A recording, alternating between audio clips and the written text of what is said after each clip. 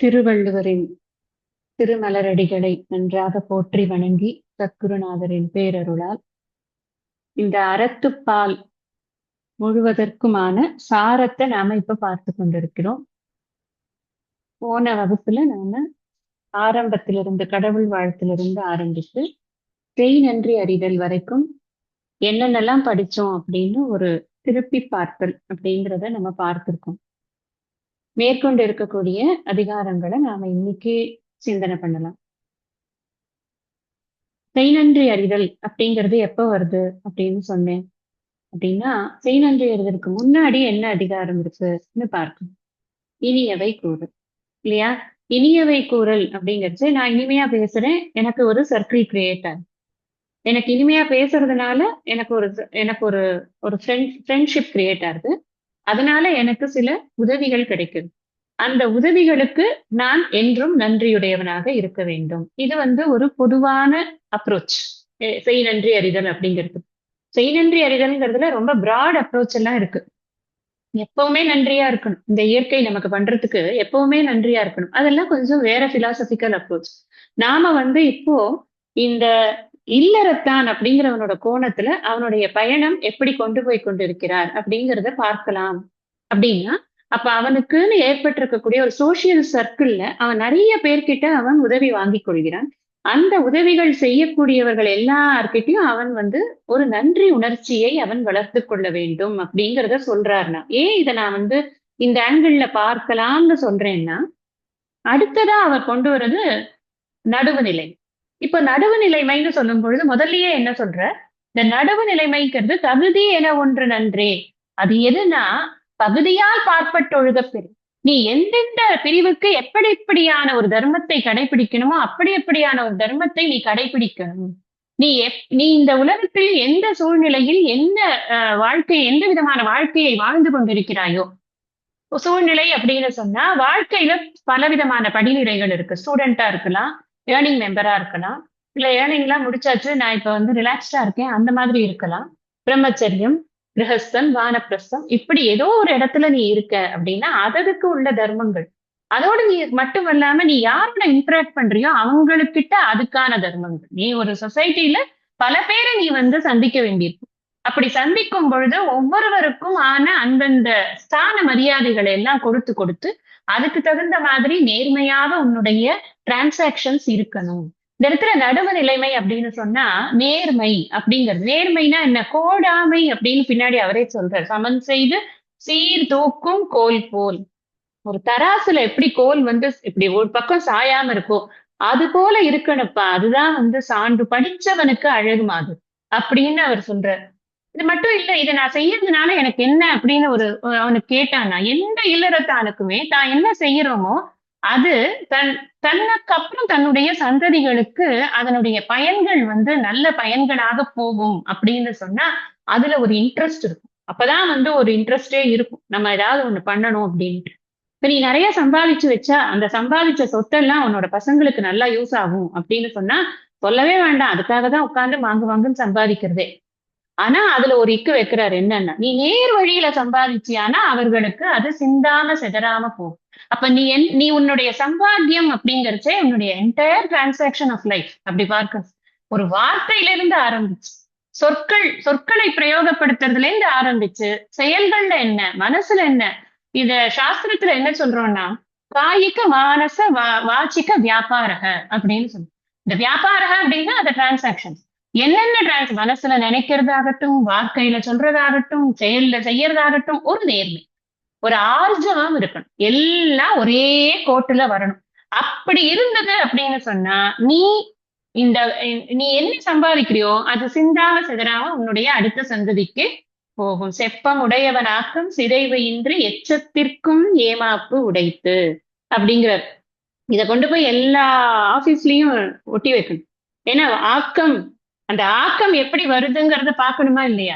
இந்த பக்கம் ஒரு ட்ரா, இந்த பக்கம் ஒரு ட்ரா, லெஃப்ட்ல வாங்குறேன், ரைட்ல வாங்குறேன், என் அடியில வாங்குறேன், எல்லா இடத்துலயும் வாங்கிட்டு இருக்கேன். அது செப்ப முடியவன் ஆக்கமாது. அப்படி வந்ததுன்னா அது என்ன ஆகும்னா அது காணாம போயிடும். அவ்வளவுதான், புஷ்னு போடும் அப்படிங்கிறார் வள்ளுவர். நாம ஒண்ணும் சொல்லல. ஆனா வள்ளுவர் சொல்றதை நாம புரிஞ்சுக்கிறது எப்படின்னா, நாம இப்படி இந்த நேர்மையான வழியில் நம்மளுடைய சம்பாத்தியமானது இருந்தது. இந்த சம்பாத்தியம்ங்கிறதுல நீங்க எல்லாத்தையும் சேர்த்துக்கோங்க. பணங்காசு மட்டும் இல்ல. நம்மளுடைய புண்ணியங்கள் எல்லாமே வந்து அந்த சம்பாத்தியத்துக்குள்ளதான் அடங்குது.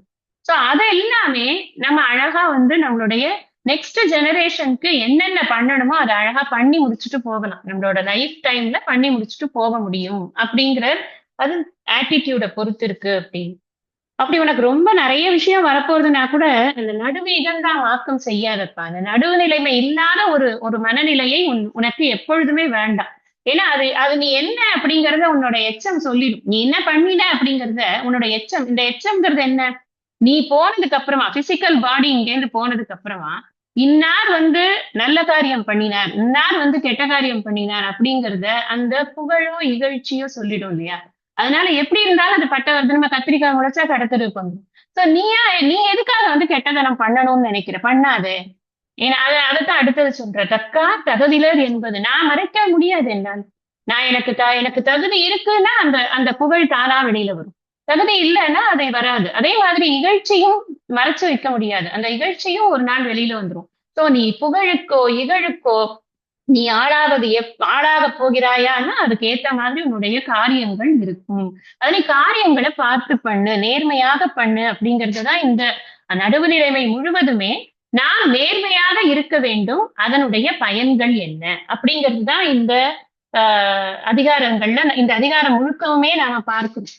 அப்படி நான் நேர்மையா இருக்கும் பொழுது எனக்கு ஏதாவது ஒரு வறுமை வருது, எனக்கு ஏதாவது ஒரு பிரச்சனை வருதுன்னா அதெல்லாம் நேர்மையா இருக்கிறவர்கள் ஒரு பிரச்சனையாவே பார்க்க மாட்டார்கள். அப்படின்னா என்ன அர்த்தம், நீ பார்க்க கூடாதுன்னு அர்த்தம். ஏன்னா நேர்மையா இருந்தா காசு கிடைக்காது. கண்ணா பின்னான்னு சம்பாதிக்கிறான் அப்படின்னு வச்சுக்கோங்களேன், ஒரு நிறைய காசு ஒரு அளவுக்கு மீறி வருமானத்துக்கு மீறிய சொத்து சேர்த்தது அப்படின்னு ஒரு வழக்கெல்லாம் நடக்குது நம்மளோட நாட்டுலதான். ஸ்பெஷலா இந்த மாதிரிலாம் நடக்கும். அந்த வருமானத்துக்கு மீறிய சொத்துங்கிறது எப்படி சேர்ந்திருக்கும், நேர்மையாவா? அப்படியே ப்ராப்பரா வந்து சம்பாதிச்சு எல்லாம் ஐடி கட்டின சொத்தா கிடையாது இல்ல. அப்ப அது வந்து நிச்சயமாக அது வந்து தப்பான வழியில் சேர்ந்திருக்கக்கூடிய சொத்து. அதுக்கு வந்து போய் கோர்ட்ல தான் நிரூபிக்கணுங்கிறது கிடையாது. ஆனா தர்மம் அப்படிங்கிறது தானாவே தன்னை வெளிக்காட்டி கொண்டு விடும்.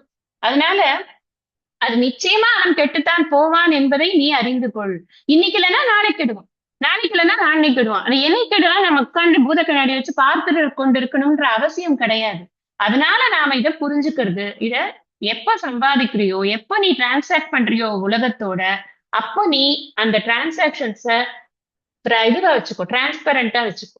நீ எந்த ஒரு ஹிடன் அஜெண்டாவும் வைத்துக்கொண்டு யாரோடும் பழக வேண்டியதில்லை. அதைத்தான் பின்னாடி சொல்ற, நீ சமன் செய்து சீர்தூக்கும் கோல் போல் அமைந்து ஒரு பால் கோடாமை சான்றோர்க்கு அணி. இந்த அணி எல்லாம் பாருங்க, முன்னாடி ஒரு அணி போட்டிருக்காரு, கேடும் பெருக்கமும் இல்லல்ல நெஞ்சத்து கோடாமை சான்றோர்க்கு அணி.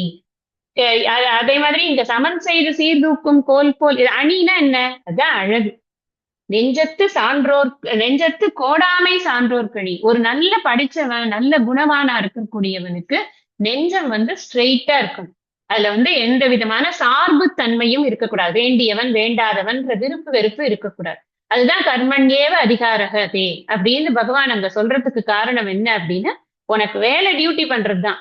நீ அந்த டியூட்டிக்குள்ள உன்னோட விருப்பு வெறுப்பை ஏற்றி வைக்காதே அப்படிங்கிறது தான் இந்த நடுவு நிலைமைங்கிறத பியார் கர்மயோகம் நம்ம புரிஞ்சுக்கணும்.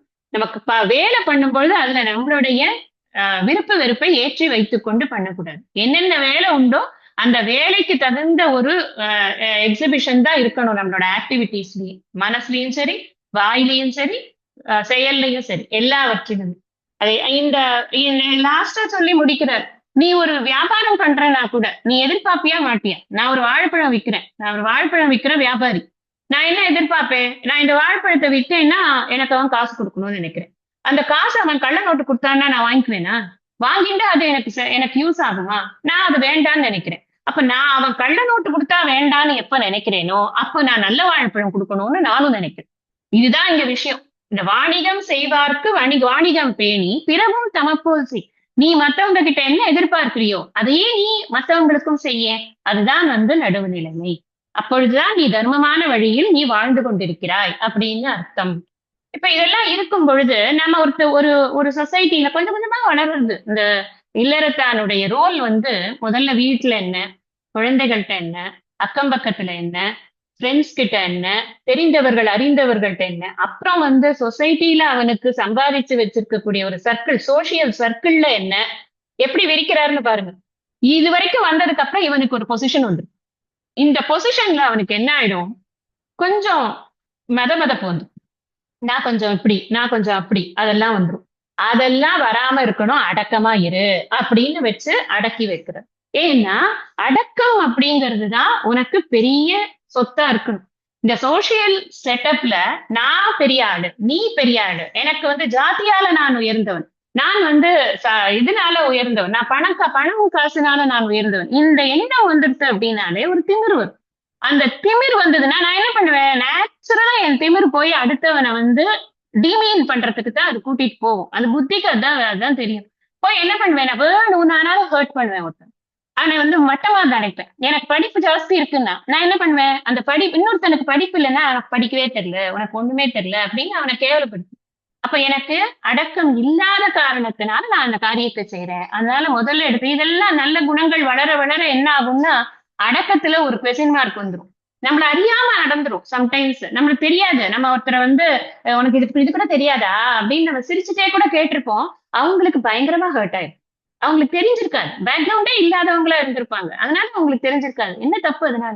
எனக்கு தெரிஞ்சது எனக்கு இன்னொருத்தருக்கு தெரியல அப்படிங்கறதுல எனக்கு என்ன பெருமை இருக்க வேண்டியது? நான் பொதுவாவே எப்பவுமே சொல்றது ஒண்ணுதான். என்னன்னா நாளை காத்தால நான் சுத்த சுவாதீனத்தோட எழுந்துப்பேனாங்கிறது என் கையில இல்லை. அது என்னோட புண்ணிய பாபம்ன்றதோட கையில இருக்கு. அந்த புண்ணிய பாபத்தினுடைய எக்ஸிகியூஷன் வந்து பகவான் கையில இருக்கு.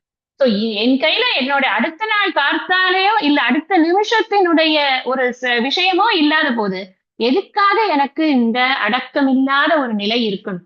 இருக்க வேண்டிய அவசியமே கிடையாது. அதனால எவ்வளவு தூரம் ஹம்பிளா இருக்க முடியுமோ ஹம்பிளா இரு. சொசைட்டிக்கு வந்துட்டனாலே ஹம்பிள்னஸ் தான் முக்கியம். இங்க சொசைட்டிக்கு வரான், இப்பதான் வீட்ல இருந்து வெளில வரான். வீட்ல இருந்து வெளில வந்தாலே அவன் அடக்கமா தான் இருக்கும். யாருக்கும் தாழ்ச்சி இல்ல, யாரும் யாருக்கும் உயர்த்தி இல்ல. இந்த ஒரு தாட் இருந்ததுன்னா எல்லாரும் சகோதரர்களாக நிம்மதியாக இருக்கலாம். அதுக்கு முதல்ல வேணுங்கிறது என்ன? இந்த ஆட்டிடியூட் தான் வேணும். எனக்கு அடக்கமா இருக்கணும் அப்படிங்கிறது. அதுக்கு அடுத்தது சொல்றாரு அவரே, இதை விட ஒரு பெரிய விஷயம் கிடையாதுப்பா. ஏன்னா அடக்கத்தை காப்பது அப்படி, ஏன்னா திடீர்னு ஒரு செகண்டும் நம்மளோட மைண்ட் வந்து ட்ரிகர் ஆயிட்டே இருக்கும். ப்ரொவோகேஷன் ஜாஸ்தியா இருக்கும். எது வேணாலும் ப்ரொவோக் பண்ணு. நம்மள வந்து டக்குன்னு ஒரு பர்ஸ்ட் அவுட் ஆகிறதுக்கு, டக்குன்னு நம்மளோட திமிர காமிக்கிறதுக்கு, டக்குன்னு நம்மளோட அகந்தைய காமிக்கிறதுக்கு, இதுக்கெல்லாம் நிறைய இதுல வந்து விஷயங்கள் இருக்கு. உலகத்துல வந்து விஷயங்கள் இருக்கு. அது எதுவுமே நம்மள தாக்காம நம்ம இந்த அடக்கம்ங்கிற விஷயத்த ரொம்ப பாதுகாத்து வச்சுக்கணும். கண்டிப்பாக அத நான் வந்து பழக்கிக்கணும். அந்த மாதிரி என்னுடைய மனச பழக்கிக்கணும். Humbleness is very important. அதுதான் ரொம்ப முக்கியம் அப்படின்னு. அடுத்தது என்ன சொன்னாரு அதுல, நீ அப்படி இருந்தியானா, எப்படி இந்த மலை வந்து அவ்வளவு பெருசா இருக்கோ, அது மாதிரி உன்னுடைய அந்த குணம் அப்படிங்கிறது அந்த மலை போல ஒரு அசையாத ஒரு ஒரு பெருமையை அது பெறும் அப்படிங்கிற நிலையில் தெரியாத அடங்கியான் தோற்றம். இங்கேயும் அந்த நடுவு நிலைமையை நம்ம அப்ளை பண்ணி பார்க்கணும். எந்த நிலைமையில இருக்கேனோ அங்கிருந்து நான் நழுவக்கூடாது. நான் எப்ப நழுவுவேன், நான் எப்பயாவது வந்து சைட்ஸ் எடுக்கும் போது நழுவுவேன். அந்த சைட்ஸ் எடுக்கிறது எப்ப நான் எடுக்கிறேன், நான் படிச்சதோட ஒரு பர்பஸ் எனக்கு ஏற்படல புத்தியிலன்னா அப்ப நான் சைட்ஸ் எடுக்கிறேன். அப்ப நான் என்ன பண்றேன்னா இன்னொருத்தருக்கு சார்பாக ஒரு காரியம் பண்ணும் பொழுது நான் என்னுடைய நிலையிலிருந்து திரிந்து போகிறேன். அதை நீ பண்ணாது. உன்னுடைய நிலையிலேயே இரு. அதனால நீ நிறைய பேர்கிட்ட கெட்ட பேர் வாங்கினாலும் பரவாயில்ல. தர்மம் அப்படின்னு உனக்கு ஒரு விஷயம் தெரிஞ்சிருக்குன்னா அதுல இருந்து நீ மீறாத அப்படிங்கிறது தான் அந்த நிலையில் திரியாது அடங்கியான் தோற்றம் அப்படின்னு. எல்லாத்த விட நீ செல்வம் யாருக்கு இருக்கோ அவனுக்கு அடக்கம் அதிகமாகும். ஏன்னா செல்வம் என்ன பண்ணும் அப்படின்னா ஒரு ஒரு செருக்கை கொடுக்கும். செல்வம்ங்கிறதுக்கு கூடவே நம்ம அழையா விருந்தாளியா ஒண்ணு வரும். அதுதான் செருக்கு.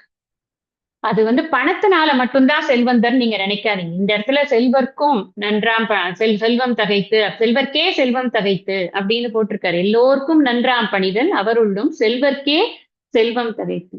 பணம் மட்டும் செல்வம் இல்லை. செல்வம் என்பது அனைத்தும் சேர்ந்தது. நமக்கு வந்து வித்யா கர்வம் இது ஒரு பெரிய பிரச்சனை.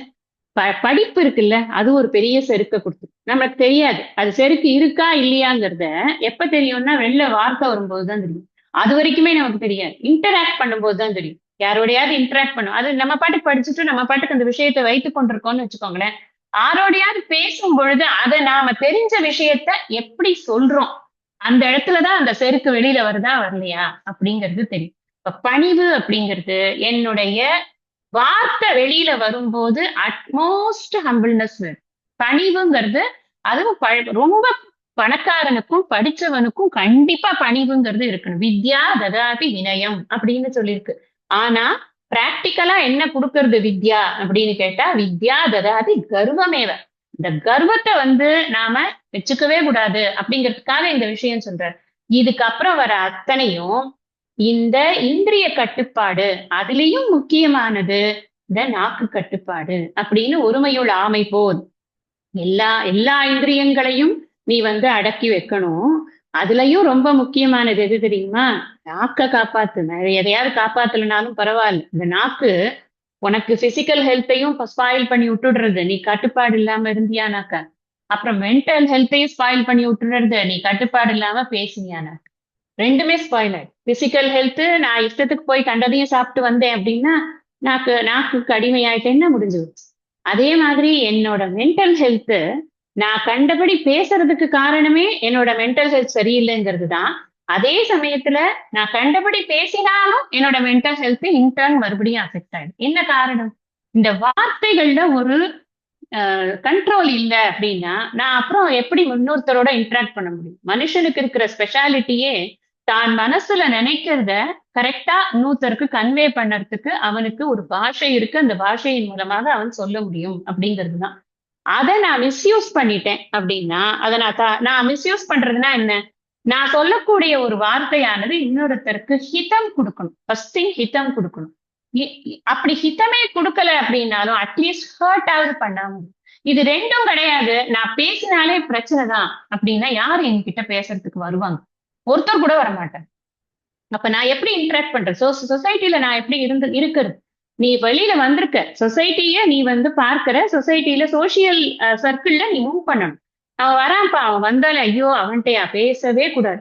பேசினா அவன் யூஸ்லெஸ் வேர்ட்ஸ் தான் பேசுவான். இன்னொருத்தனை பத்தி பேசுவான். அவன் சலசலன்னு வாயில இருந்ததெல்லாம் பேசிட்டு உட்காந்துருப்பான். எல்லாமே கெட்ட வார்த்தையா வேற இருக்கும். இதெல்லாம் சரியா வராது. அவன்கிட்ட பேசுறதுக்கு பேசாம இருக்கலாம் அப்படின்னு 4 பேர் ஓடுற மாதிரி அவனுடைய பேச்சு இருந்ததுன்னு. அதனாலதான் எதை காக்கலனாலும் பரவாயில்லப்பா, நீ நாக்க காத்துடும் அப்படின்னு.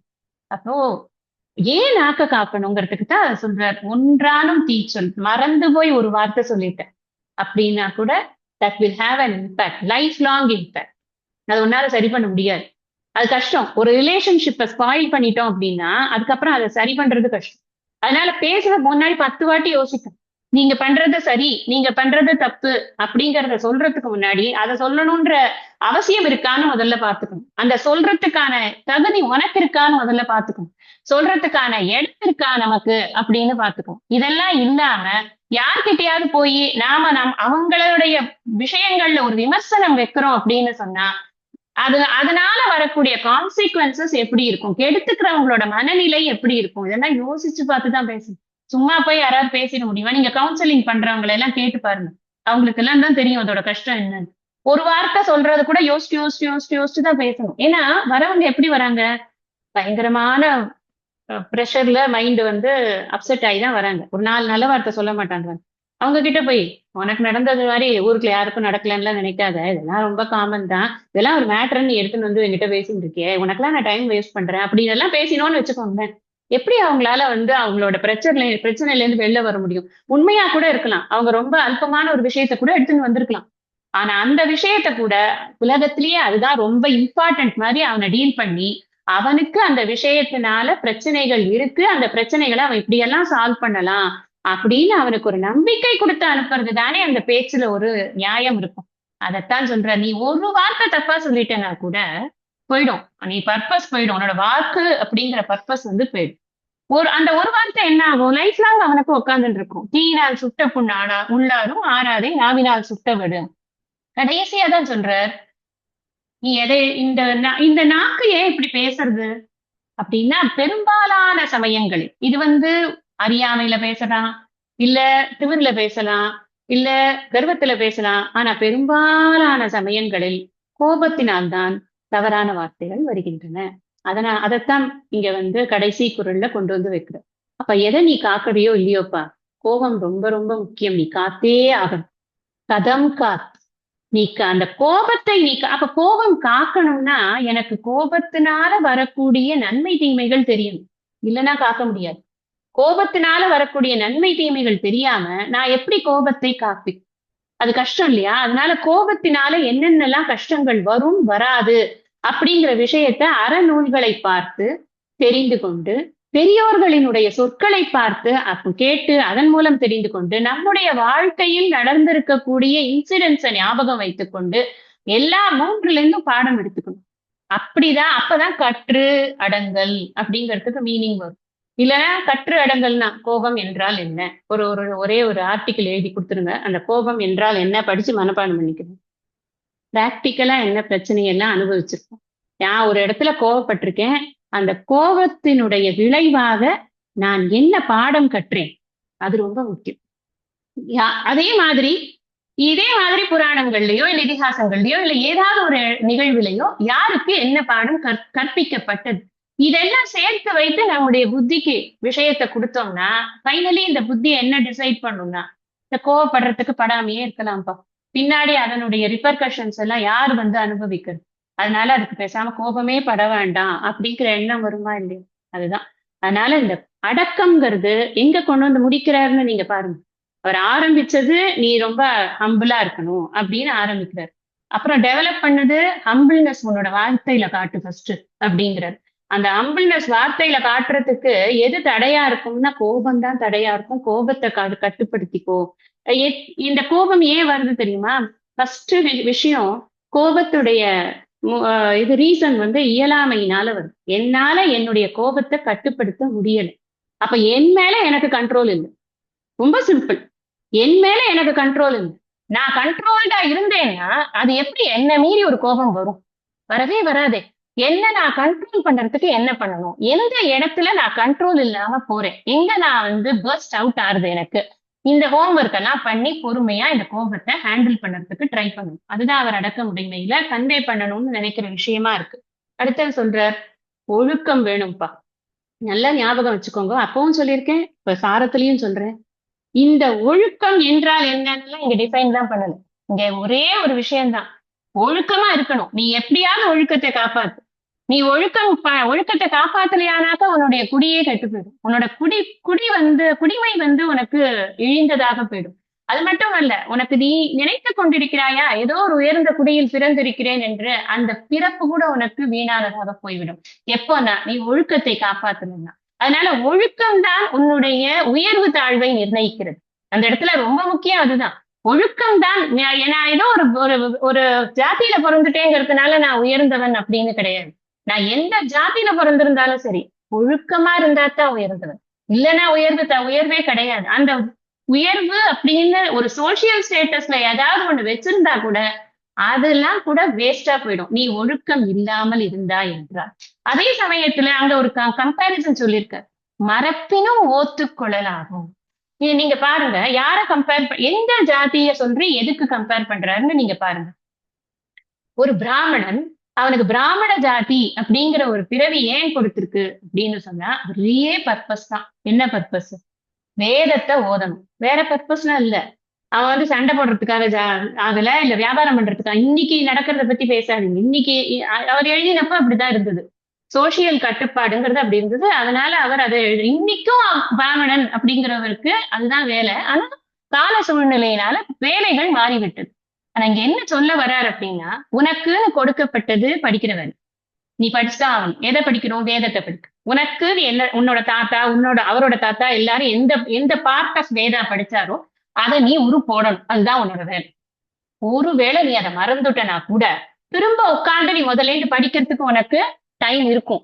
ஆனா நீ அவனுடைய ஒழுக்கத்தை எந்த தவறிட்டனா உன்னை பிராமணனே கூப்பிட முடியாதுப்பா. என்னதான் நீ வேதம் படிச்சிருந்தாலும் சரி, உன்னை பிராமணன் கூப்பிட முடியாது.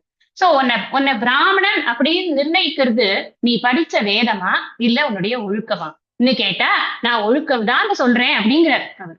அதான் விஷயம். இது ஏன் அவர்களுக்கு சொல்றாரு அப்படின்னு சொன்னா, மத்தது இப்ப நான் சண்டை போட மறந்துட்டேன், நான் திருப்பி சண்டை போட பயிற்சி எடுக்கிறேன் அப்படின்னு ஒரு சத்திரியன் சொல்ல மாட்டான். ஏன்னா சத்திரியனுக்கு சண்டை போடுறதுங்கிறது கற்பது அப்படிங்கிறது இல்ல. அது கற்பது வந்து நிவான்சஸ் தான் கற்கிறான். அவன் சண்டை போட போட பழகி பழகி அவன் சண்டையை போட்டுட்டே தான் இருப்பான். வைசியனுக்கு அந்த அந்த வியாபார தந்திரம்ங்கிறது தெரிந்து கொண்டே இருக்கு. அதுல கற்பது, அது மனப்பாடம் பண்ணுவதுங்கிறது ஏதாவது இருக்கா? ஒண்ணும் கிடையாது. நான் கத்தியை வந்து லெஃப்ட்ல பண்ணணும், ரைட்ல பண்ணணும், லெஃப்ட்ல பண்ணணும், ரைட்ல பண்ணணும்னு என்ன 1 2 3 4 நான் படிக்கிறான். அப்படியெல்லாம் படிக்கிறது இல்ல. மனப்பாடம் பண்றது இல்ல. இங்க என்ன சொல்றாரு அப்படின்னா, நீ கஷ்டப்பட்டு வாழ்க்கையை கொடுத்து மனப்பாடம் பண்ணின விஷயத்த கூட நீ மறந்துட்டியானா நீ வந்து திரும்ப ரிமெம்பர் பண்ணலாம், அதுக்கான டைம் கொடுக்கலாம். ஆனா நீ உன்னோட இதை விட்டுட்டனா, ஒழுக்கத்தை விட்டுட்டியானா, அப்புறம் உனக்கு அதுல அந்த அந்த ஜாதிக்கான ஒரு அருகதையே இல்லாம போச்சு, அவ்வளவுதான். You are not at all fit to be there அப்படின்னு அர்த்தம் அதுக்கு அப்படிங்கிறார். அப்போ இதை நம்ம என்ன புரிஞ்சுக்கணும் அப்படின்னா, எதை காட்டிலும் உயர்ந்தது ஒழுக்கம் அப்படிங்கறத புரிஞ்சுக்கணும். இந்த குறளோட இது கண்டென்ட்டா என்ன எடுத்துக்கணும்னா, எதை காட்டிலும் எனக்கு உயர்ந்தது ஒழுக்கம் தான் அப்படின்னு மைண்ட்ல பிக்ஸ் பண்ணிக்கணுங்கிறதுக்காக சொல்றாரு. அடுத்தது, அழுக்காருடையான்கண் ஆக்கம் போன்றில்லை. எப்படி வந்து பொறாமப்படுறவனுக்கு காசெல்லாம் இருக்காதோ, அது மாதிரி ஒழுக்கம் இல்லாதவனுக்கு உயர்வு இருக்காது. பின்னாடி அழுக்காராமைக்கு ஒரு முன்னாடி ஒரு ரீலூட இங்க போட்டுட்டார். அதுக்கப்புறம் இந்த எதுக்கு சொல்ல வந்தேன்னா, இந்த என்டையர் அதிகாரமே ஒழுக்கம் உனக்கு வேணும். ஒழுக்கம் இல்ல அப்படின்னு சொன்னா உனக்கு என்ன இழுக்கு ஏற்படுறது, ஒழுக்கத்தை கடைபிடிப்பவர்களுக்கு என்ன பெருமை இருக்கிறது.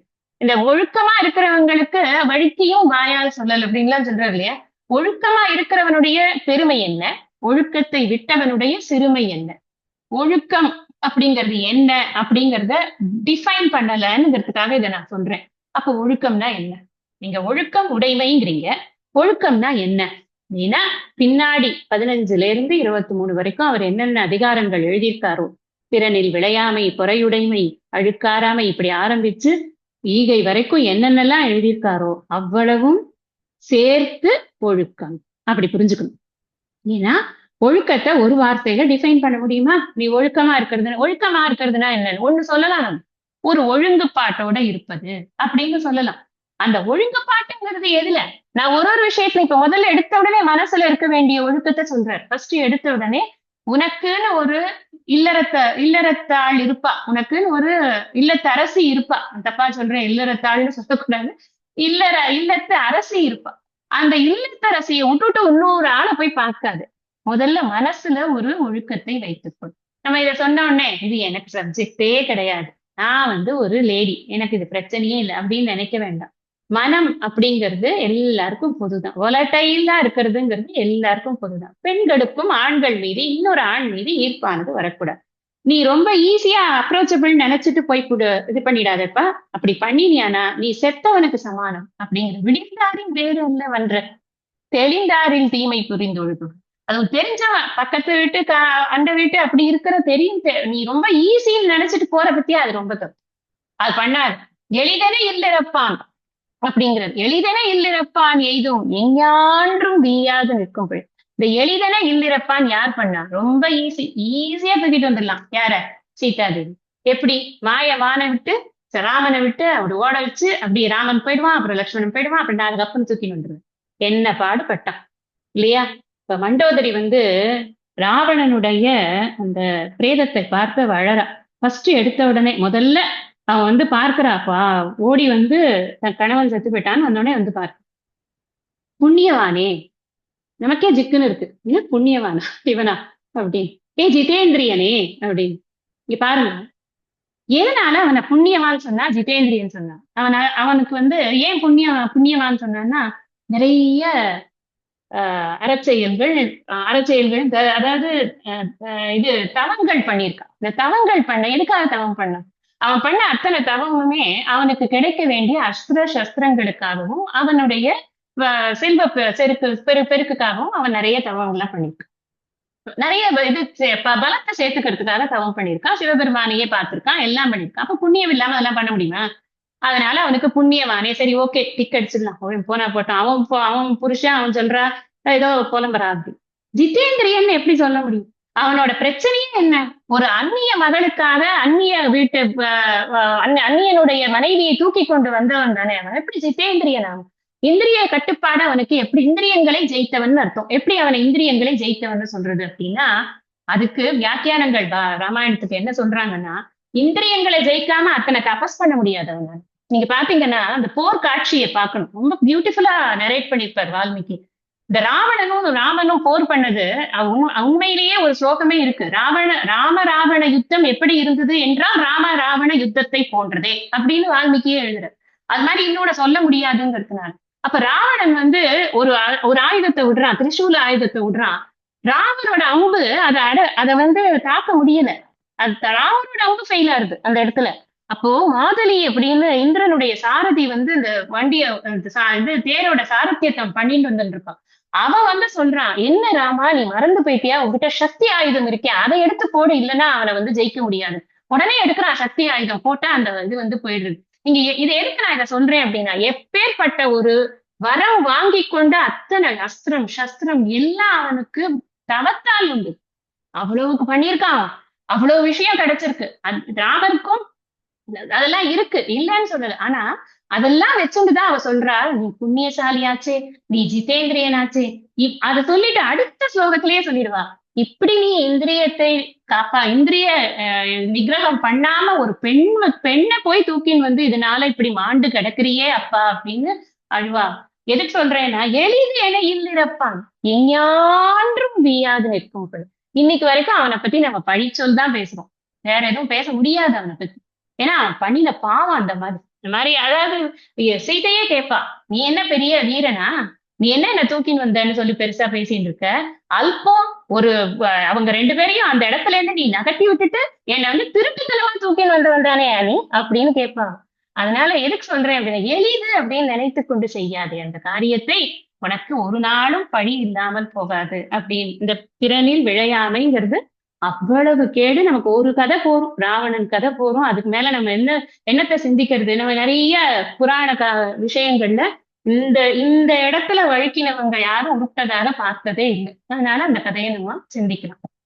அடுத்தது பொறையுடைமை அப்படிங்கிற இந்த சொன்னேன் இல்லையா, ஒழுக்க உடைமை அப்படிங்கறத புரிஞ்சுக்கிறதுக்கு ஒழுக்க உடைமைங்கிறதுல இதெல்லாம் கூறுகள்னு புரிஞ்சுக்கோங்க. இதெல்லாம் சேர்ந்தாதான் ஒழுக்கம். இதுல ஏதாவது ஒண்ணு செய்யணும், ஏதாவது ஒண்ணு நீங்க கன்செஷன் கொடுக்கலேன், நாங்க வந்து ஒண்ணு ரெண்டு விட்டுடலாம், மீதி விட்டு பார்க்கலாம் அப்படிலாம் இல்ல. எவ்ரி திங் இன்டாக்ட் இருக்கணும் அப்படிங்கிறார். எப்படி நம்ம வந்து துறவரவியல்ல முதல் 9 அதிகாரங்களும் அது எல்லாமே விரதங்கள் அப்படின்னு சொல்லி, அந்த விரதங்கள் இருந்தா தான் அவன் வந்து துறவு நிலைக்கு போவதற்கே அவன் வந்து எலிஜிபிள் ஆகிறான்னு பரிமேலழகர் சொன்னார் இல்லையா. அந்த மாதிரிதான் இங்க நல்ல இல்லறத்தான் அப்படின்னு அவன் புகழ் பெறணும்னா, அவன் புகழ் வையத்துள் வாழ்வாங்கு வாழ்ந்தவன் அவனுக்கு இருக்கணும்னா, ஒரு நல்ல மனுஷன் இருக்கணும்னா இது அத்தனையுமே இருக்கணும். பொறையுடைமை ரொம்ப ரொம்ப முக்கியம் அப்படின்னு. பொறுமையோட அளவுகோல் என்ன அப்படின்னு ஃபர்ஸ்டே சொல்லிடுறார். எப்படி தன்னையே கஷ்டப்படுத்தினாலும் தன்மேலே நின்று கொண்டு தன்னையே தோண்டி எடுத்தாலும் வாய் மூடிட்டு இருக்காளே அந்த பூமாதேவி, அவள மாதிரி நீ பொறுமையாக இருக்க கற்றுக்கொள். ஏன்னா வாழ்க்கை அப்படிப்பட்ட கஷ்டங்களைத்தான் உனக்கு கொடுக்கும். அதுல இருந்து நீ தப்பிக்கவே முடியாது. வாழ்க்கையின் கஷ்டங்களை தாங்குவதற்கு ஒரு இல்லறத்தானுக்கு பொறுமை வேணும். எனக்கு பிரச்சனையா இருக்கு, அதனால நான் போய் பர்ஸ்ட் அவுட் ஆகி வெடிச்சு நான் போய் இந்த ஊரை கொள்ளையடிக்கிறேன் அப்படின்னு எல்லாம் அவனால போக முடியாது, போகவும் கூடாது. அதுக்கு அவனுக்கு ரைட்ஸும் கிடையாது. என்ன பிரச்சனை வந்தாலும் பொறுமையா அதை சகிச்சுக்குத்தான் வேணும். அந்த பொறுமைக்கு பலன் உண்டு அப்படின்னு என்ன சொல்றார், பொறுத்தல் இறப்பினை என்றும் அதனை மறத்தல் அதனினும் நன்று. இங்க இன்னொரு ஆங்கிளும் சொல்றார். என்னன்னா, நம்மள யாராவது ஒருத்தர் ஹர்ட் பண்ணிட்டாங்க, கஷ்டப்படுத்திட்டாங்க, எப்ப நமக்கு வந்து பொறுமை வேணும்? வாழ்க்கையோட கஷ்டங்கள் தாங்கிறதுக்கு பொறுமை வேணும், ஒரு பாயிண்ட். ஓகே, யாராவது ஒருத்தர் நம்மள ஹர்ட் பண்ணிட்டாங்கன்னா வாயில வந்ததெல்லாம் பேசிடலாமா? நம்ம திருப்பி சொல்லிடலாமா? சொல்லிட்டா போருமா? அதனால தீர்ந்து போயிடுமா? இல்ல. நீ பொறுத்தல் நல்லதுப்பா. அதை விட நீ அதை மறந்து தொலை, போனா போறான். You just move on. நீ ஒன்னொன்னுத்தையும் வச்சு தொங்கிட்டு உட்காந்துருக்காத. அவன் இப்படி சொன்னா, இவன் இப்படி சொன்னா. வாய் இருந்தா யாராவது பேசத்தான் பேசுவாங்க. எல்லாருக்குமே ஆகா பாயினும் நான் காக்கங்கிறது படிச்சுட்டா வராங்க. இல்ல இல்ல, நான் படிச்சிருக்கேனா இல்லையா, அதனால நான் பேசாம இருக்கும். என்ன வேணா சொல்லிட்டு போ அப்படின்னு. இந்த பொறை அப்படிங்கிறது ரொம்ப ரொம்ப முக்கியம் அப்படிங்கறத சொல்றார். இன்மையுள் இன்மை விருந்துரால் வன்மையுள் வன்மை மடவார் பொறை. பெரிய பெரிய விஷயம் அப்பா பொறை. எப்ப எப்ப வந்து உனக்கு பொறைங்கிறது இருக்கோ, பொறுமை அப்படிங்கிறது இருக்கோ, இந்த அது கம்பேரிசன் பாருங்க என்ன பண்றாருங்க. விருந்தினர்களை போற்றாமல் இருப்பது எப்போ போற்றாமல் இருப்போம் நம்ம? நமக்கு ஜென்ரலா நம்ம வீட்டுல வந்து அரிசி பருப்பெல்லாம் இருந்ததுன்னா நம்ம ஏன் வந்து விருந்துக்கு யாராவது வீட்டுக்கு வந்தாங்கன்னா சாப்பிட்டு போங்க அப்படின்னு சொல்ல மாட்டோமா? நிச்சயம் சாப்பிட்டு போங்கன்னு சொல்லி. அது சொல்ல முடியாத நிலைமை எப்ப வரும் அப்படின்னா, வறுமையில இருக்கும் போது அது வரலாம் மேபி. வறுமையில இருக்கும் பொழுது அதை விட அந்த வறுமையை காட்டிலும் பெரிய வறுமை எதுன்னா, வந்திருக்கிறவங்களை ஒரு வாய் சாப்பிட்டு போங்கன்னு சொல்ல முடியாததுதான் இருக்கிறதுலயே பெரிய வறுமை அப்படின்னு சொல்றாங்க. அது மாதிரி இந்த வல்லமையிலேயே பெரிய வல்லமை எது அப்படின்னு சொன்னா பொறுமையா இருக்கிறது தான். உனக்கு என்ன பிரச்சனை வந்தாலும் சரி, கல்லு குண்டு மாதிரி பேசாம இருக்கு. நம்ம அதுக்கு அசைஞ்சு கொடுக்கவே கூடாது. ஏன்னா பிரச்சனை நம்மள ஓவர்டேக் பண்ணிடக்கூடாது. நாம தான் ஸ்ட்ராங்கா நிற்கணும். அதுக்குதான் முன்னாடி சொல்லிட்டார், நிலையில் தெரியாது அடங்கியான் அப்படின்னு இருப்பா அப்படின்னு சொல்லியிருக்க. எல்லாத்தையும் கனெக்ட் பண்ணுங்க. முன்னாடி சொன்னது பின்னாடி சொன்னது அதை தனித்தனியா பார்க்கறத காட்டிலும் if we can see a connection, இது நமக்கு ரொம்ப பிரயோஜனமான ஒரு எக்ஸசைஸாக இது இருக்கும் அப்படின்னு நினைக்கிறேன் நான். அப்ப என்னத்துக்கு பொறுமை வேணும் எனக்கு அப்படின்னு, உன்னோட நிறையுடைமை அப்படின்னா, நிறைங்கிறது என்ன? நிறைங்கிறது எனக்கு இருக்கிற ஃபுல்ஃபில்மெண்ட். நான் எதுலயும் தாழ்ந்தவன் அல்ல அப்படிங்கிற ஒரு ஃபுல்ஃபில்மெண்ட், எப்பொழுதும் குறையற்ற நிறை. இதை நம்ம இதே நிறைய எங்க பார்த்தோம்? சிறை காக்கும் காப்பு எவன் செய்யும் மகளிர் நிறை காக்கும் காப்பே தலை. I am fulfilled. எனக்கு எனக்கு யாரும் என்னை காப்பாற்ற வேண்டிய அவசியம் இல்லை. I can protect my self அப்படிங்கிறது ஒரு பெண்ணினுடைய இன்ஹெரண்ட் குவாலிட்டி. நம்மளா நினைக்கிறோம் பெண்கள்னா ரொம்ப வீக்கு, அவங்க வீக் மைண்டடு, அப்படிலாம் ஒன்றும் கிடையாது. எல்லாம் எவ்வளவு ஸ்ட்ராங்கோ அவ்வளவு ஸ்ட்ராங். அவங்கள மாதிரி ஸ்ட்ராங் இருக்கவே முடியாதுங்க. அவங்க இவங்க நம்மளா சொல்லிக்கணும், நம்மள மாதிரி ஸ்ட்ராங் இருக்கவே முடியாது. பாக்குறதுக்கு வீக்கா மாதிரி தெரியும், அவ்வளவுதான். மற்றவங்களோட பார்வைக்கு தான் அது அப்படி தெரியாது. பிசிக்கலா எவ்வளவு வேணா வீக்கா இருக்கலாம், தப்பு இல்லை. மனசை பொறுத்த வரைக்கும் ஸ்ட்ராங். மனசுலதான் இந்த நிறை இருக்கு. இந்த நிறையுடைமை நீங்காமை வேண்டின். பொறையுடைமை, நீ பொறுமையா இல்லை அப்படின்னு சொன்னா உன்னுடைய ஸ்டெபிலிட்டி, மென்டல் ஸ்டெபிலிட்டி போயிடும். நிறையுடைமை அப்படிங்கறத நாம எது வரைக்கும் எக்ஸ்டெண்ட் பண்ணலாம்னா, நான் நிறைவானவன் அப்படின்னு வேதாந்த சாஸ்திரம் சொல்றது இல்லையா, அந்த நிறைவுத்தன்மை எனக்கு நீங்காமல் இருக்கணும்னா நான் வாழ்க்கையில ஏற்படக்கூடிய அத்தனை விஷயங்களுக்கும் பொறுமையாக இருந்து வாழ்க்கையை கையாள வேண்டும் அப்படிங்கிற வரைக்கும் நம்ம எக்ஸ்டெண்ட் பண்ணலாம். நான் இது குரல் எடுக்கும்போது அந்த அளவுக்கெல்லாம் சொல்லியிருக்கேன். நான் இப்ப நம்ம ரீகேப் பண்றோம். ரீகேப் பண்ணும்போது ஒரு அளவுக்கு குவிக்கா பார்த்துட்டு போகணும் அப்படிங்கிறதுனால உங்களுக்கு ஒன் லைன்ல சொல்லிட்டு இருக்கேன். அதுவே இவ்வளவு நேரம் நீள இருக்குது. அடுத்தது, பொறுத்தாரை பொன் போல் பொதிந்து. இதெல்லாம் சில குரல்லாம் ரொம்ப முக்கியம். ஏன் பொன் போல் பொதிந்து அப்படின்னா, அந்த பொறுமைங்கிறது அவ்வளவு ஒரு ரேர் குவாலிட்டி. கோல்டு எப்படி ரேரோ அந்த மாதிரி பொறுமைங்கிறது அவ்வளவு ரேர் குவாலிட்டி. ஒருத்தாரை ஒன்றாக வையாரே வைப்பர் பொறுத்தாரை பொன் போல் பொதிந்து. இந்த பொறுமை இல்லாதவன் இருக்கான் இல்லையா, அவனை உலகம் மதிக்காது. ஆனா பொறுமையா இருக்கிறவன உலகம் பொக்கிஷமா பாதுகாக்கும். ஏன் காரணம் என்ன? பொறுமையா இல்லாதவன் தன்னை அழிக்கிறதோட உலகத்தையும் அழிக்கிறான் இல்லையா. அவனுக்கு ஏதோ ஒரு பெரிய ப்ரொவோகேஷன் ஏற்படுறது, நான் இந்த பஸ் கொடுத்துறேன்னு கொடுத்துறான். அதனால என்ன லாபம் யோசிச்சு பாரு. பொறுமையா பேசாம இருந்திருந்தா அப்படின்னா ஒரு அரசு சொத்து ஒண்ணு மிஞ்சிருக்குமா இல்லையா. அப்ப இந்த இடம் என்ன ஆகுது? இந்த பொறுமையா இல்லாதவங்களை இந்த உலகத்தை ஒரு பொருட்டாகவே மதிக்க மாட்டார்கள். அதே சமயத்துல அவன் பொறுமையாக இருந்தான் அப்படின்னா அவனைத்தான் பொக்கிஷமா பாதுகாப்பார். ஏன்னா அவனாலதான் இந்த உலகம் பாதுகாக்கப்படும் அப்படிங்கிறது காரணம். நம்ம யாரோட ஆங்கிள் பார்த்துட்டு இருக்கோம்னு அடிக்கடி ஞாபகப்படுத்திக்கணும். ஒரு நல்ல இல்லறத்தான் அவனுடைய வாழ்க்கை இந்த சொசைட்டில எப்படி இருக்கணும், அந்த ஒழுக்கம் என்பது என்ன அப்படிங்கிறத சொல்லி கொடுத்து கொண்டு இருக்கிறார் வள்ளுவர். ஒருத்தாருக்கு ஒரு நாளை இன்பம். நீ கோவப்பட்டு எல்லாம் ஆய்வுன்னு கத்திட்டேன்னா ஒரே ஒரு நாள் இன்பமா இருக்கலாம், அவ்வளவுதான். அதுக்கப்புறம் நீ அந்த என்ன இது பண்றியோ, நீ கஷ்டப்படுத்துறியோ அல்லது நீ கஷ்டப்பட்டுக்கிறியோ அதோட ஃபர்தர் இதெல்லாம் நீ தான் அனுபவிக்கணும். அதனால ஒரு லாபமும் கிடையாது அப்படிங்கிற. பொறுத்தார்க்கு பொன்றும் துணையும் புகழ். பொன்றும்னா இறந்த பிறகும் கூட அவனுக்கு புகழ் என்பது இருந்து கொண்டே இருக்கும். அவனுடைய பொறுமைக்கான பலனானது அவன் இருக்கும் போதும் இருக்கும், அவன் போன பின்னாலும் கூட அது இருக்கும் அப்படிங்கிற. இந்த பொறையுடைமை இருக்கிறதுனால என்ன லாபம், பொறையுடைய அளவுகோல் என்ன, அதனுடைய இலக்கணம் என்ன, ஏன் பொறுமையாக இருக்க வேண்டும், பொறையுடைமையுடைய பெருமைகள் என்ன அப்படிங்கிறது தான் இந்த அதிகாரம் பூரா நம்ம பார்க்கக்கூடிய விஷயம். மிகுதியான் மிக்கவை செய்தாரை தாம் தன் தகுதியான் வென்றுவிடும். இந்த இடத்துல தகுதினா என்ன? பொறுக்கும் தகுதி. நான் எவ்வளவு பொறுமையா என்ன வாயில பேசுது அந்த அம்மா. ஆபீஸ்க்கு போனா காலையில கையெழுத்து போட்டதுல இருந்து அதோட வார்த்தையை கேட்டாலே நமக்கு வேலையே விட்டுடலாம் போல இருக்கு. ஆனா அது என்னத்த சொல்றது, அதுகிட்ட பேசி திருப்பி என்ன ஆக போகுது, அதனால நான் பாட்டுக்கு என் வேலையை பார்த்துட்டு வரேன். இப்படி சொல்றவங்களோட வேலை நடந்து கொண்டு இருக்கும். இல்லன்னு வச்சுக்கோங்களேன், நீ யார் என்ன சொல்றதுக்கு, நீ எப்படி இந்த மாதிரி சொல்லுவ, நானும் ஒன்னு 2 வார்த்தை சொல்றேன், அடுத்தது இவங்க 2 பேரும் போய் பஞ்சாயத்துக்கு போய் மேற்கொண்டு மேற்கொண்டு இருக்கக்கூடிய அடுத்தடுத்த ப்ரொசீடிங்ஸை பார்க்க வேண்டியதுதான். கேஸ் ஆகும், விஜிலன்ஸ் கேஸ் வரைக்கும் போகும். என்ன பிரயோஜனம்? 2 பேர் மனநிலையும் மன உளைச்சலும் ஜாஸ்தியாகும், அவ்வளவுதான். அதனாலதான் சொல்ற, யார் உன்னை ரொம்ப படுத்துறாங்களோ அவங்க கிட்ட உன் பொறுமையால நீ அவங்கள வென்றெடுக்கப்பார். நீ என்ன பண்ணாலும் இது ப்ரொவோக்கே ஆக மாட்டேங்கிறது, என்ன பண்றது? சரி விட்டுரு, நம்ம இதை விட்டுட்டு வேற பார்ப்போம், வேற யாராவது ப்ரொவோக் பார்ட்டி நமக்கு கிடைக்கும், அதுகிட்ட வச்சுப்போம் அப்படின்னு போயிடுவாங்க. நம்ம எவ்வளவு தூரம் பேசாம இருப்போமோ அவ்வளவு தூரம் நமக்கு பிரச்சனைகள் வராதுங்கிறார் வாழ்க்கையில. துறந்தாரின் தூய்மை உடையார் எப்படி கொண்டு வர்றார் பாருங்க.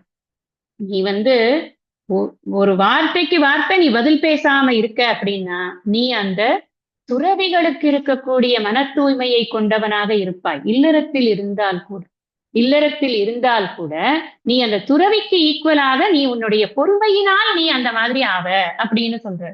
அப்போ அடுத்தது உடனே சொல்லிடுறாரு, யார் அந்த துறவி, எப்படி இருப்பார் அவர் அப்படின்னா, உண்ணாது நோற்பார். அவர் வந்து நோன்புங்கிறது அவர் வந்து சாப்பாட்டு அது இதுல எல்லாம் ரொம்ப வந்து கம்மியா வச்சுருக்கார். அவரை விட அப்படி அந்த உண்ணாது நோற்பாரை விட பிறர் சொல்லும் இன்னா சொல் நோற்பார் தான்ப்பா பெரியார். ஏன்னா அவர் வந்து தன்னுடைய வயிற்று பசியைத்தான் தாங்கிக் கொள்கிறார். நீ இன்னொருத்தனுடைய சொல் உன் மனதில் ஏற்படக்கூடிய வலியை தாங்கிக் கொள். எது ரொம்ப பெருசு? இதுதான் ரொம்ப பெருசு. ஏன்னா இதுதான் உட்காந்து தீயினால் சுட்ட பொண்ணு உள்ளாரும் ஆறாதே நாவினால் சுட்ட வடு. சுட்டுட்டான், வடு ஏற்பட்டு போச்சு, ஆறாது, ஆனாலும் பொறுமையா தான் இருக்கு. திருப்பி நானும் சுட்டுட்டேன்னா ஒன்றானும் தீச்சொல் பொருட்பயன் உண்டாயின் நன்றாகாத ஆகிவிடும். படிச்சிருக்கேனே, அதனால நான் சொல்ல மாட்டேன். நான் உங்களுக்கு கனெக்ஷன் எப்படி பண்றதுன்னு காமிக்கிறேன். இப்படிதான் பண்ணணும்.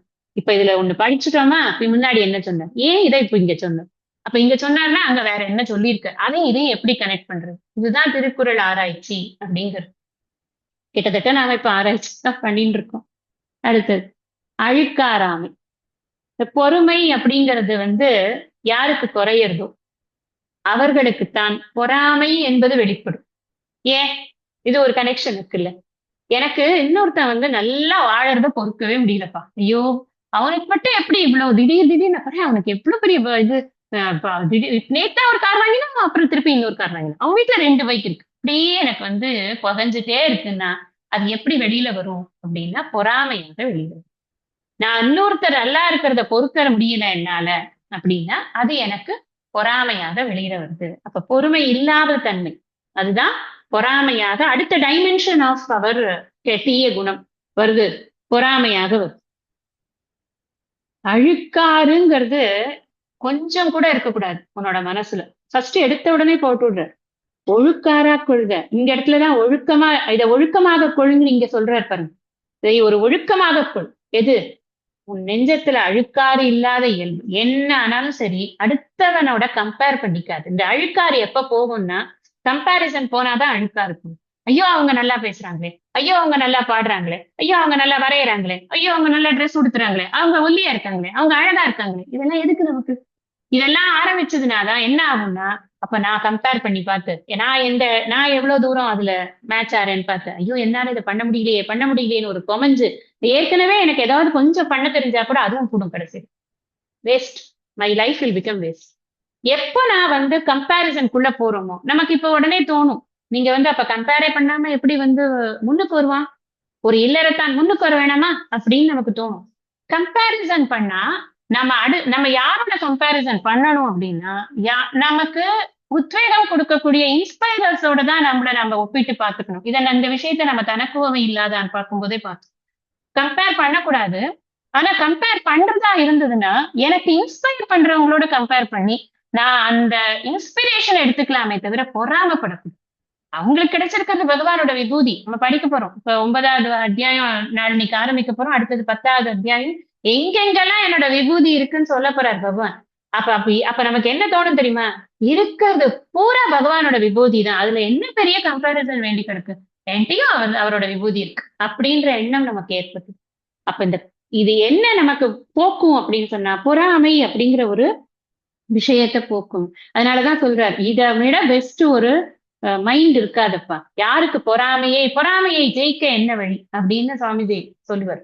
பொறாமையை ஜெயிக்க என்ன வழி? மனம் திறந்து பாராட்டுங்க. சில பேருக்கு பாராட்டுறதுக்கே காசு கொடுக்கணும். நல்லாதான் இருந்தது, ஆனா பரவாயில்ல, நல்லாதான் இருந்தது அப்படின்பா. ஏன் நல்லாதான் சொல்ல வேண்டியதுதானே, ரொம்ப நல்லா பண்ணீங்க, ரொம்ப சூப்பரா நீங்க வந்து நடத்தி கொடுத்தீங்க. நீங்க ஒரு ஒரு இவரே வராரு, ஒரு கேட்டரரே வராரு நம்ம வீட்டுக்கு, ஒரு இது டைனிங் பண்றாருன்னு வச்சுக்கோ. ரொம்ப நல்லா பண்ணினீங்க, எல்லாரும் நல்லா இருக்கு, நல்லா சாப்பிட்டு போனாங்க, நல்லா சந்தோஷமா இருந்தோம், நல்லா இருந்தது, டேஸ்ட் எல்லாம் சூப்பரா இருந்தது, பெர்ஃபெக்ட்டா இருந்தது. கொஞ்சம் நல்லாதான் சொன்னா அவனுக்கு என்ன ஒரு இதுவா வரப்போகுது. நமக்கு ஒரு ஒரு சந்தோஷமா அதை எக்ஸிபிட் பண்றது. எல்லார்கிட்டயும், எல்லா விஷயங்களையும், நமக்கு போட்டியாளரிடம் கூட, போட்டியாளரிடம் கூட. இப்ப சில பேரு இப்ப பாத்தீங்கன்னா, ஏதாவது ஒண்ணு ஃபார்வர்ட் பண்றோம்னு வச்சுக்கோங்களேன். ஃபார் எக்ஸாம்பிள் நான் சொல்றேன். ஏதோ ஒண்ணு ஃபார்வர்ட் நம்மளோட சேர்ந்து படிச்சுட்டு இருப்பாங்க. ஆனா சேர்ந்து ஃபார்வர்ட் பண்ணோம்னா அதை பார்க்கவே மாட்டாங்க. அதை பார்க்கறது ஏன்னா அதுல என்ன ஒரு பிரச்சனை அப்படின்னா, அதை பார்க்கறதுல ஒரு பொறாமை ஏற்படுது. அதை பார்த்து அது நல்லா இருக்குன்னு சொல்றதுல ஒரு பொறாமை ஏற்படும். அது ஏன் பண்ணணும்? நல்ல சந்தோஷமா அதை வந்து வாழ்த்த வேண்டியதுதானே. இதுல என்ன இருக்கு? என்ன காசா பணமா? அது ஒண்ணுமே கிடையாது. வச்சனே கா தரித்திரத்தா அப்படிம்பாரு சுவாமி. என்ன இப்ப வச்சனத்துல என்ன இருக்கு? நல்லா சொல்ல வேண்டியதானே. நல்லா இருக்கு நல்லா இருக்குன்னு நிறைய சொல்ல சொல்ல நம்மளுக்கும் நல்லது தானே. இதுதான் ஒரே ஒரு வழி. பொறாமையை ஜெயிப்பதற்கு என்ன வழி? நீ பொறாமை பட்டியானா இவர் என்ன சொல்றாரு தெரியுமா? பொறாமையை ஜெயிக்க வழி இதுல சொல்லல. இவர் என்ன சொல்றாருன்னா, நீ பொறாமை பட்டியானா உனக்கு என்ன கேடு வரும் அதெல்லாம் உனக்கு நான் சொல்றேன். பொறாமை இல்லாத மனசோட பெருமையையும் நான் சொல்றேன். யார் பொறாமையே வேண்டான்னு நினைப்பா அப்படின்னா, யார் வந்து இந்த சாரி யார் பொறாமையை கைக்கொள்வாங்க அப்படின்னா, இந்த அறத்தால் வரக்கூடிய புண்ணியம் வேண்டான்னு நினைக்கிறவன் தான் பொறாமைப்படுவான். அத வந்தா மத்தவன் நல்லா இருக்கக்கூடாது அப்படின்னு நினைப்பான். நீ அறத்தால வரக்கூடிய புண்ணியம் எனக்கு வேணும்னு நினைக்கிறவன் இன்னொருத்தனுடைய பெருமையையும் இன்னொருத்தனுடைய சக்சஸையும் பார்த்து பொறாமையே படமாட்டான் அப்படி. நம்ம நிச்சயமா பாத்தீங்கன்னா, யாரோ ஒரு நார்த் இந்தியால இருக்கிற யாரோ ஒருத்தரை வச்சு நம்ம பொறாமப்பட மாட்டோம். நம்ம பக்கத்து வீட்டுக்காரன் மேலதான் நமக்கு பொறாம வரும். வேற எங்கேருந்தும் வராது. நம்மளோட ஃப்ரெண்ட்ஸ் கிட்ட தான் பொறாம வரும். நம்மளோட உடன் பிறந்தவர்கள்ட்ட தான் பொறாம வரும். காரணம் என்னன்னா, எல்லாருக்கும் ஒரே வாய்ப்பு, அதை எப்படி அவங்க மட்டும் முன்னாடி போனாங்க? அந்த பொறாமை. அந்த பொறாமைங்கிறது நமக்கு இல்லாம இருக்கணும்னு. ஏன்னா அது இல்ல இருந்ததுன்னா என்ன சொல்ற? அவ்வித்து அழுக்காறு உடையானை செய்யவள் தவ்வையை காட்டிவிடும். அதனாலதான் அங்க சொன்னார் ஒழுக்கத்துல. அழுக்காறு இலான்கண் ஆக்கம் அப்படின்னு. அழுக்காறு அழுக்காறு உடையான்கண் ஆக்கம் இல்லாமை அப்படின்னு. இப்ப அழுக்காறுன்னு ஒண்ணு இருந்ததுன்னா அங்க வந்து செல்வம் சேராது. நீங்க செய்யவள் தவ்வையை காட்டிவிடும் அப்படின்னு சொன்னா அவன் போண்டி ஆயிடுவான். பைசாவே இருக்காது. அப்படி இல்லை. எல்லாரும் இந்த செல்வம்ங்கிறத பணத்தோட மாத்திரம் ரிலேட் பண்ணக்கூடாது. நம்ம நிம்மதி கூட ஒரு செல்வம் தான். நிம்மதி போயிடும் ஃபர்ஸ்ட். எப்ப பார்த்தாலும் பொறாமையிலேயே நம்மளுடைய மனம் இருந்ததுன்னா எப்படி நிம்மதியா இருக்கும்? வாழ்க்கை பூரா we will set targets for our இது. நான் இதை ரீச் பண்ணணும், இதை ரீச் பண்ணணும், இதை ரீச் பண்ணணும். நான் எப்ப ரீச்சே பண்ண மாட்டேன் நான். நான் எப்ப ஏன்னா நான் ரீச் பண்ணணும்னு போகும்போது தம் கட்டி முன்னாடி போகும்போது அவன் அடுத்ததுக்கு போயிருப்பானே. அந்த ரீச்சிங்கே ஒரு விஷயமே இல்லைங்கிறத நம்ம மைண்ட்ல இருந்து எடுக்கிறது. இதுதான் அப்ப அப்படி இருந்ததுன்னா மோட்டிவேஷனே இருக்காதே அப்படின்னு நமக்கு தோணும். அதுக்கு தான் நான் சொல்றேன், மோட்டிவேஷன்ங்கிறது பக்கத்துல ஓடுறவனை வச்சு கிடையாது. ஏற்கனவே சாதனை பண்ணினவனை வச்சு அந்த அந்த லெவல நாம அடையறதுக்கு முயற்சி பண்ணணும்னு நினைக்கணுமே தவிர்த்து பொறாமைப்படக்கூடாது. இதுதான் அங்க டிஃபரன்ஸ். ஆனா இந்த குறள் ரொம்ப முக்கியமான ஒரு குறள். இந்த அதிகாரத்துல அவ்விய நெஞ்சத்தார் ஆக்கமும் செவ்வியான் கேடும் இணைக்கப்படும். இது அப்படியே ஊழ் அதிகாரத்துல நம்ம வந்து இதுக்கான இதை பார்ப்போம். இது எல்லாம் ஏன் அப்படின்னாக்க, ஒருத்தன் பொறாமையா இருக்கான், அவனுக்கு வந்து நல்ல குணமே இல்ல சுத்தமா, ஆனா அவன் சக்சஸ்ஃபுல்லா வந்துட்டான். நம்ம ஸ்கூல்லயே எத்தனையோ பேரை பார்த்திருக்கோம். எப்ப பார்த்தாலும் அடுத்தவங்களை டிஸ்டர்ப் பண்ணிட்டே இருப்பாங்க, அவங்களுக்கு எல்லாமே நல்லதா நடக்கும். ஒருத்தர் ரொம்ப சாதுவா லாஸ்ட் பெஞ்ச்ல உட்கார்ந்துட்டு இருப்போம், அதுக்கு வந்து பாவம் எதுவுமே நல்லதாவே நடக்கவே நடக்காது. ஏன் அது? ஏன்னா அதுக்கு எழுதியிருக்கு அப்படின்னா. சோ இது வந்து இதை வைத்துக்கொண்டு நீ பொறாமைப்படலாம்னு நினைச்சிடாதேப்பா அப்படிங்கிற. அவன் சக்சஸ்ஃபுல்லா இருக்கான் அப்படின்னு உன் கண் முன்னாடி இருக்காங்கிறதுனால நீ பொறாமப்படுறதுதான் நல்லதுன்னு நினைச்சிடாத. அதுக்கு காரணம் வேற. நினைக்கப்படும் அப்படின்னு போட்டிருக்க. நினைக்கப்படும் அப்படின்னா என்ன? ஆழ்ந்து சிந்தித்து ஆராய்ச்சி செய்யத்தக்கது. ஏனென்றால் அது நம் கையில் இருக்கக்கூடிய விஷயம் மாத்திரம் அல்ல, பல்வேறு விஷயங்கள் அதுல இருக்கு. அதுல ஒண்ணு ஊழு. அவன் பண்ணின புண்ணியம் இப்ப அவனுக்கு காலம் நடக்கிறது, பின்னாடி அவனுக்கு கஷ்டம் வரும். நம்ம பார்க்கறதுக்கு இருப்போமோ இருக்க மாட்டோமோ அது தெரியாது. அதனால அதுக்காக வேண்டி நீ கெட்டதை பண்ணாதன்னு தான் முன்னாடி சொல்லிட்டார். அழுக்காருங்கிற ஒரு பாவி திருச்செற்று தீயுழி உய்த்து விடும் அப்படின்னு சொல்லிட்டார். அழுக்கற்று அகன்றாரும் இல்லை, அது இல்லார் பெருக்கத்தில் தீர்ந்தாரும். அதனால அழுக்காறு கொண்டவன் ஒரு நாளும் உருப்படவே உருப்பட்டதே இல்லை. அதைத்தான் புரிஞ்சுக்கணும் நாம. அதனால பொறாமை என்பது இருக்கக்கூடாது அப்படின்னு. அடுத்தது சொல்றார், சரி பொறாமை என்பது எனக்கு இருக்கக்கூடாது. பொறாமையினுடைய அடு நெக்ஸ்ட் வெர்ஷன் என்ன? எனக்கு பொறுமையோட நெக்ஸ்ட் வெர்ஷன் தான் பொறுமை இல்லாத தன்மையின் அடுத்த வெர்ஷன் பொறாமைன்னு பார்க்கும். பொறாமை ஜாஸ்தியாச்சுன்னா நான் என்ன பண்ணுவேன்? என்கிட்ட இல்ல, இன்னொருத்தர்ட்ட இருக்கு, அதை அடிச்சு புடுங்க முதல் அப்படின்னு நான் ஆசைப்படுவேன். அப்ப அடுத்தவனுடைய பொருளுக்கு ஆசைப்படு. பிறர் பொருளை விரும்பலாமா கூடாதா? அது ஒரு ஆராய்ச்சி. நீ அதை விரும்பக்கூடாது. எப்ப விரும்பக்கூடாதுப்பா? வறுமையா இருந்தால் கூட நீ விரும்பக்கூடாது. உனக்கு அதுக்கு ரைட்ஸ் கிடையாது. உனக்கு என்ன உள்ளதோ அதைத்தான் நீ. நடுவு இன்றி நன்பொருள் வெggி குடி பொன்றி குற்றமும் அங்கே தரும். ஒவ்வொரு இடத்துலயும் குடிமையை சொல்ற. குடி குடி போயிடும் அப்படிங்கிறார். என்னுடைய குல பெருமை போயிடும். நான் என் பேர் கெடுறது மட்டும் இல்ல, நான் வந்து ஆசைப்பட்டு நான் இன்னொருத்தரோட பொருளை அபகரிச்சேன்னா, இதை பெத்தவங்க என்னதான் வளர்த்தாங்களோ அப்படின்னு என்னை விட என் பெத்தவங்களுடைய பெயர் கெட்டு போயிடும். அவங்களுடைய சந்ததியிலேருந்து ஆரம்பிப்பாங்க. இது யார் தெரியுமா? அந்த ஃபேமிலியா? ஓ, சரி சரி சரி சரி அப்படின்னு ஆரம்பிப்பாங்க. தேவையா இது? ஒண்ணுத்த ஒரு பாவமும் அறியாத என்னுடைய தாத்தா பாட்டி கொள்ளு தாத்தா பூட்டன் எல்லாரும் வந்து கஷ்டப்படுறது. அது ஏன் குணம் நல்ல குணமா இருந்துச்சுன்னா யாருக்கும் இழுக்கு இல்லை இல்லையா? அதனால வெக்காமை என்பது ரொம்ப அவசியம் கையாள வேண்டிய ஒரு இது. நீ இல்லைங்கிறதுனால வறுமை இளம் என்று வெகுதல். நீ வறுமையை காரணம் காட்டி ஒரு தவறு செய்யலாமா? இல்லறத்தானுக்கு மாறி மாறி வந்து கொண்டிருக்கும். ஒரு நாள் ஒரு மாசம் நல்லா இருக்கும் பட்ஜெட், ஒரு மாசம் பட்ஜெட் வீக்கா இருக்கும். அதுக்கு என்ன பண்றது? என்கிட்ட இல்ல இந்த மாசம், அதனால அவங்க வீட்டுல இருந்து எடுத்துன்னு வரலாம்னு சொல்லி எடுத்துன்னு வருவியா? அது பண்ணக்கூடாது. இளம் இளம் என்று வெகுதல் செய்யக்கூடாது. அது வந்து அடுத்தது சொல்ற. அப்ப உனக்கு படிப்புனால என்னப்பா பிரயோஜனம்? அக்கி அதன்ற அறிவு என்ன? யார் மாட்டும் வெக்கி வெறிய செய்யும். படிப்புனால பிரயோஜனம் இருக்காம போயிடும். படிச்சிருக்க அப்படின்னா இன்னொருத்தரோட பொருள்ல நீ வந்து இது ஆசையை வைக்காதே. உன் பொருள் கெட்டு போக கூடாது, உன் பொருள் நன்றாக இருக்கணும், உனக்கு பொருள் பாதுகாப்பா இருக்கணும்னு நினைச்சியானா இன்னொருத்தரோட பொருளை நீ ஆசைப்படாது. அதுதான் விளைவு. என்ன விளைவு? நான் இன்னொருத்தரோட பொருள் ஆசைப்படப்பட எனக்கு அவன் நல்லா வந்திருக்கானே அந்த பொருள் எனக்கு வேணும் அப்படின்னு நினைக்க நினைக்க எனக்கு இருக்கக்கூடிய பொருள் கெட்டு போய்கொண்டே இருக்கிறது. இங்க முன்னாடி பார்த்தோம் நம்ம, இங்க கொடுப்பது அழுக்கறுப்பான் சுற்றம் உண்பதுவும் இன்றி கெடும் அப்படின்னு சொன்ன. அவன் பொறாமையினால இன்னொருத்தனுக்கு கொடுக்கறத அவன் நிறுத்துறான்னா இவன் கெட்டு போவான்னு சொல்ல வேண்டியதானே? சுற்றம் கெட்டு போகும், அது சாப்பாடு இல்லாம கெட்டு போகும், போட்டுக்க துணிமணி இல்லாம கெட்டு போகும்னு ஏன் சொல்ற? அந்த அளவுக்கு சொன்னாத்தான் அவன் கொஞ்சமாவது வாயை மூடிட்டு இருப்பான். அடுத்தவனை இவன் நிறுத்த மாட்டான். இந்த கொடுக்கறது ஈகை அப்படிங்கிற ஒரு விஷயத்த அவன் தடுக்காம இருக்கணும்னா அவ்வளவு பயமுறுத்தினாதான் அவன் தடுக்க மாட்டான் அப்படின்னு அவ்வளவு தூரம் ஹார்ஷா அங்க சொல்ற. இங்கேயும் அதைதான் சொல்ற. நீ உன்னோட பொருள் போகக்கூடாதுன்னு நினைச்சேன்னா பிராக்டிக்கலா யோசிச்சு பாரு. நான் இன்னொருத்தனோட விரும்புறேங்கிறதுனால அவன் வந்து என் வீட்டுல இருந்து கொள்ளையடிச்சுன்னு போவான்னு அர்த்தமா அதுக்கு? அப்படி இல்ல.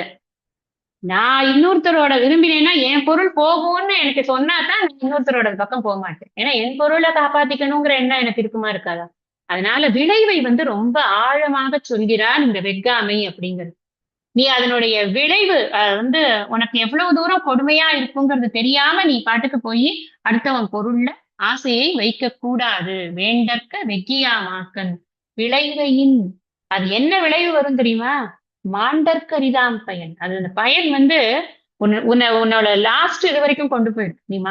ஒரு இறப்பு வரைக்குமே கொண்டு போகலாம். ஏன்னா என்ன வேணா நடக்கலாம். நான் எனக்கு வேணுங்கிறதுனால இன்னொருத்தரோட பொருளை எடுத்தேன்னா கான்சிக்வன்சஸ் எப்படி வேணாலும் இருக்கணும். அதனால அதை பண்ணாத அப்படிங்கிறது. நாம இன்னும் கொஞ்சம் பார்க்க வேண்டிய அதிகாரங்கள் நிறையவே இருக்கும். அடுத்த வாரம் நம்ம இந்த சாரத்தை கண்டினியூ பண்ணலாம். சாரம் சொல்றதோட இது என்ன அப்படின்னு கேட்டா, இந்த சாரத்தை நம்ம வந்து சிந்திக்கும் பொழுது இந்த அதிகாரம் நமக்கு என்ன இம்பாக்ட விட்டுட்டு போறது அப்படிங்கறதும் சேர்த்து நம்ம மைண்ட்ல இருக்கணும். இது நம்ம படிக்கிறோம், அதுக்கப்புறம் நாம இந்த திருக்குறள் வகுப்பு முடிஞ்சிடுது அப்படிங்கிறதுனால எல்லாத்தையும் மூட்டை கட்டி மேல தூக்கி பரன்ல போட்டு போறது கிடையாது. ஏன்னா திருக்குறள் அப்படிங்கிறது ஏதோ ஒரு 1 hour கிளாஸுக்கான விஷயம் கிடையாது. இது வாழ்நாளுக்கானது. அப்போ இந்த சாரம் வந்து நல்லா உள்ள போச்சு அப்படின்னாதான் நமக்கு ஏதோ ஒரு பிரச்சனை இருக்கு அப்படின்னா கூட இந்த அதிகாரத்தை பார்த்தா நமக்கு இந்த விஷயம் கிடைக்குமே அப்படிங்கிற ஒரு ரீகேப் நமக்கு வரணுங்கிறதுக்காக இதை கொஞ்சம் டீட்டெயில்டா சிந்திக்கிறோம். அவ்வளவுதான். இந்த அளவுக்கு நான் இந்த வகுப்பை நிறைவு செய்கிறேன். மேற்கொண்டு இருக்கக்கூடிய கருத்துக்களை நம்ம அடுத்த சத்சங்கத்துல படிக்கலாம்.